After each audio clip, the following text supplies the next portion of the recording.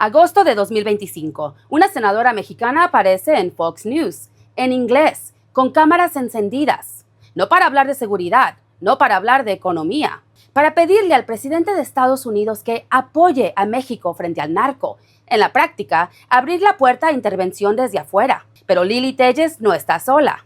Detrás de esa entrevista hay una red, grupos conservadores en Washington, figuras de la derecha internacional, organizaciones financiadas desde afuera, con un objetivo muy claro.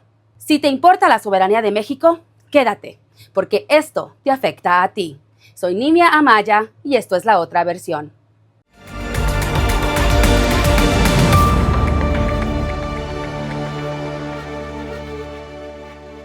Lo primero que hay que entender es esto. Lo que está pasando en México no empezó en México. Desde hace años existe una red internacional de derecha. No es teoría. Son conferencias, firmas y documentos públicos. Los mismos nombres, los mismos discursos, en distintos países, con el mismo guión. ¿Qué hace esa red? Fabrica narrativas. México como narcoestado, como amenaza, como problema que necesita intervención. Organiza cumbres y foros donde esas narrativas se repiten y conecta a políticos de oposición en cada país con esa maquinaria. México estaba en los márgenes de esa red, hasta que dos personas cambiaron eso. Eduardo Verástegui, el actorcillo de telenovelas convertido en disque político conservador, se convirtió en el puente entre la derecha mexicana y la red Trump-Vox-Bolsonaro. Y Lili Telles llevó su oposición a Morena directo a Washington. Desde afuera, narrativas que pintan a México como narcoestado. Desde adentro, políticos mexicanos que repiten exactamente ese lenguaje. No necesitas creer en conspiraciones para ver el patrón. Solo necesitas ver quién dice lo mismo al mismo tiempo y en los mismos espacios. Fox News no invitó a Telles por casualidad. Los medios y las élites financieras que han dominado la narrativa global saben perfectamente que cuando un país se emancipa, cuando un gobierno decide poner al pueblo por delante de las corporaciones, se convierte en un mal ejemplo. Lo que les asusta no es México, les asusta que millones de latinoamericanos vean que es posible construir una democracia que no esté subordinada al imperialismo. Y sí, eso incomoda a Washington, incomoda a las corporaciones mediáticas y sobre todo incomoda a los políticos del PRIAN que aprendieron que su éxito dependía de arrodillarse. Empecemos con el caso más documentado, Lili Telles. Agosto de 2025, Telles aparece en Fox News, el canal favorito de Trump. No le habla a los votantes mexicanos, le habla a la base de Trump, en inglés, para una audiencia estadounidense. ¿Y qué dice? Que México es un narcoestado, que Trump debería apoyar a México, que los mexicanos quieren ese apoyo. Fíjate en lo que está pasando ahí. No es una crítica al gobierno de Sheinbaum. Es pedirle a un gobierno extranjero que intervenga en tu propio país. Y no fue la única vez. Un mes después, Telles da un discurso en la Heritage Foundation, un centro de investigación política en Washington que diseñó las políticas de Trump. El embajador de Estados Unidos en México estuvo presente. Y luego participa en una cumbre entre grupos conservadores estadounidenses y figuras mexicanas de oposición, clausurada también por el embajador. Fíjate en la ruta. Fox News, Heritage, cumbre con el embajador. Eso no es oposición política normal.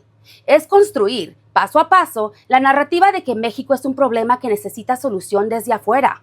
Y hacerlo con el respaldo, al menos simbólico, del gobierno de Estados Unidos. Eso tiene nombre. Se llama Vendepatria. Y Lili Telles es un ejemplo clarísimo. Y aquí está la oposición chiquita, mezquina, hipócrita, pequeñita, que pone primero sus intereses personales por encima del interés nacional. Abran los ojos. Los estadounidenses ni los topan por mucho que se arrodillen, por más barato que se vendan. No les van a dar asilo en cuanto se acaben sus fueros. No les van a regalar la línea express ni los topan. Telles es solo una pieza. Agosto de 2024, Ciudad de México. Se celebra la primera CPAC México. Si no conoces CPAC, es la conferencia conservadora más importante de Estados Unidos, la que reúne cada año a los aliados de Trump. Y en 2024 la trajeron a México. ¿Quién asistió? Eduardo Bolsonaro, hijo del expresidente de Brasil. José Antonio Kast, líder de la derecha dura en Chile. Agustín Laje, el influencer conservador más visible de Argentina. Matt Schlapp, presidente de CPAC, Estados Unidos. Trump no estuvo presente, pero sí envió un discurso en video, y eso fue suficiente para marcar el tono. En ese evento proyectaron las fotos de Bukele, Bolsonaro y Abascal, el líder de Vox en España, como los modelos que México debería seguir, con aplausos y todo. Pero presta atención, no es una crítica al gobierno, es una hoja de ruta, un mapa de hacia dónde quieren llevar a México. Y quien amarra todo esto en suelo mexicano es Eduardo Verástegui, hoy jefe de CEPAC, México.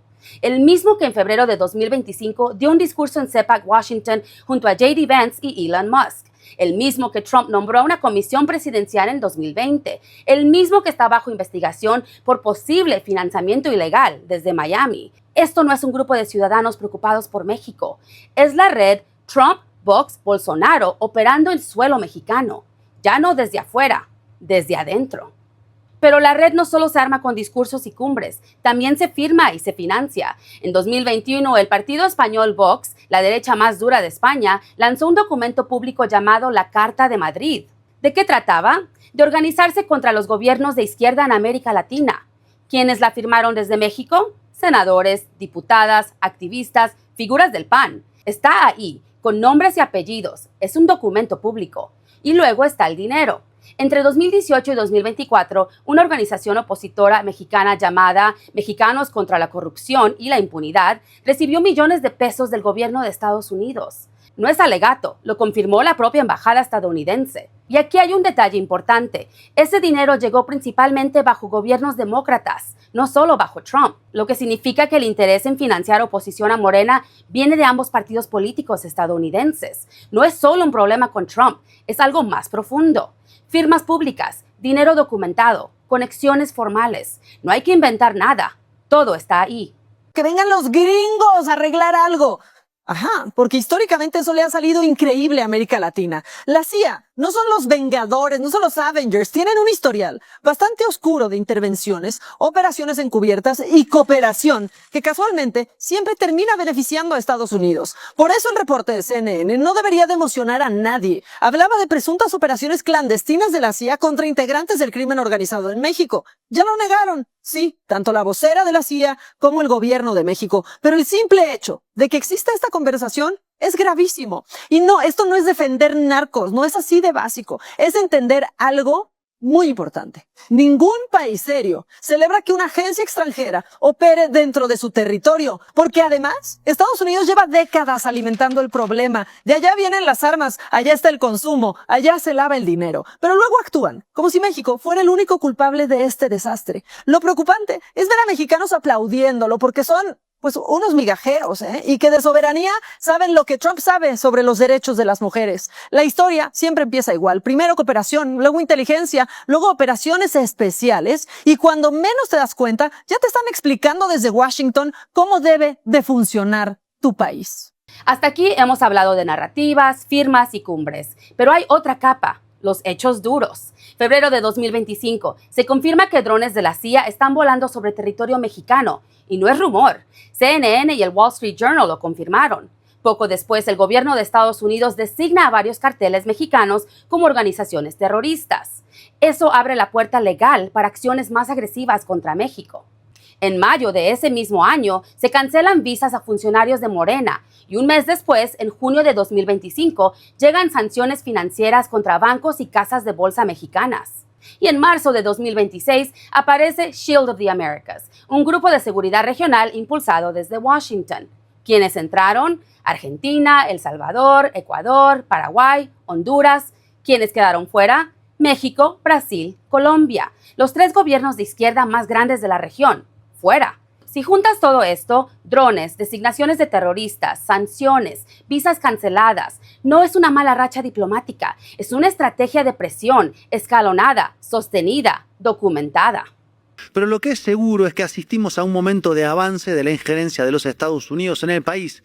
Injerencia con intento de desestabilización del gobierno de México no parece descabellado en vista de los acontecimientos que se vienen encadenando uno atrás del otro hasta crear una sensación de inestabilidad. Y esta injerencia, decíamos, fue preanunciada a través de las decisiones que tomó Trump sobre a quién designar como embajador de la CIA, la clasificación de los cárteles como organizaciones terroristas y la construcción de una CIA con esteroides desplegada en todo el continente.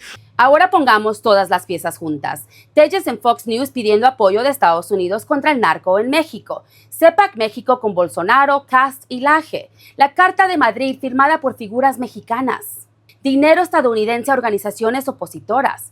Drones, sanciones y México fuera de Shield of the Americas. Cada cosa sola parece aislada, pero juntas cuentan otra historia. Los mismos nombres, los mismos espacios, los mismos mensajes, al mismo tiempo. Y las medidas de Washington encajan perfectamente con esa narrativa que quieren vender. México como problema, México como narcoestado, México como caso perdido. No hace falta que exista un documento titulado Plan para tumbar a Morena. Lo que hay es más sutil y más poderoso. Una red que piensa igual, se financia entre sí y actúa al mismo tiempo. Eso no es teoría, son hechos documentados. Fueron 36 años de gobiernos vinculados con los grandes intereses económicos de México y del exterior. ¿Quiénes son los que ahora escriben, de manera muy mentirosa, por cierto, de que hay narcogobierno, de que hay narcopartido? ¿Quiénes son? Las plumas del viejo régimen. Así de sencillo. ¿Y por qué te debería importar todo esto? Porque no es un pleito entre partidos, no es Morena contra el PAN, no es izquierda contra derecha, no es si te cae bien o mal Sheinbaum, es algo mucho más fundamental. Es la pregunta de si México toma sus propias decisiones o si otros las toman por nosotros. Porque cuando una senadora mexicana va a Fox News a pedirle a Trump que intervenga en su propio país, algo se rompió. Cuando una red internacional organiza cumbres en la Ciudad de México para decidir hacia dónde debe ir México, algo se rompió. Cuando el dinero extranjero financia la oposición interna y Washington presiona con drones, sanciones y exclusiones, algo se rompió. Y lo que se rompe en esos momentos no es la imagen de un partido, es algo más grande que eso. Eso nos afecta a todos. Voten por quien voten, piensen lo que piensen. Porque cuando gobiernos extranjeros y redes internacionales deciden que tienen el derecho de influir en tus elecciones, el problema ya no es Morena. El problema es la soberanía de México. Esto fue La Otra Versión. Si llegaste hasta acá, suscríbete. Nos vemos en la próxima.